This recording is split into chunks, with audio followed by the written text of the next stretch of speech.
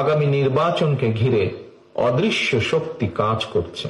ফ্যাসিবাদ বিরোধী ১.৫ দশকের বেশি সময় ধরে ধারাবাহিক আন্দোলনের ধারাবাহিকতায় নানা চড়াই উতরাই পেরিয়ে হাজারো শহীদের আত্মত্যাগে হাত পা চোখ হারানো, শত শত আহত যোদ্ধার আত্মনাদের মধ্য দিয়ে ফ্যাসিবাদ মুক্ত বাংলাদেশ এখন জনগণের অধিকার প্রতিষ্ঠার সময় এবং সুযোগ এসেছে।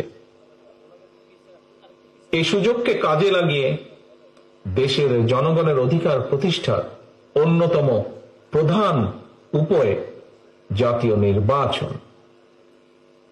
যতক্ষণ পর্যন্ত একটি অবাধ, সুষ্ঠু এবং নিরপেক্ষ নির্বাচনের মাধ্যমে জনগণের সরাসরি ভোটে জনগণের কাছে দায়বদ্ধ, জনগণের কাছে জবাবদিহিমূলক একটি গণতান্ত্রিক সরকার প্রতিষ্ঠিত না হবে, ততক্ষণ পর্যন্ত গণতন্ত্র ঝুঁকিমুক্ত নয়।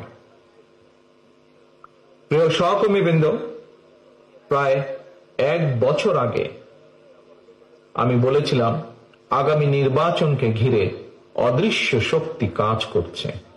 জনগণ লক্ষ্য করতে শুরু করেছেন নির্বাচনের মাধ্যমে জনগণের বাংলাদেশে জনগণের অধিকার প্রতিষ্ঠার সুযোগ বিনষ্ট করার ক্ষেত্রে প্রস্তুতে সেই অশুভ শক্তির অপতৎপরতা সাম্প্রতিক সময় ধীরে ধীরে দৃশ্যমান হয়ে উঠছে।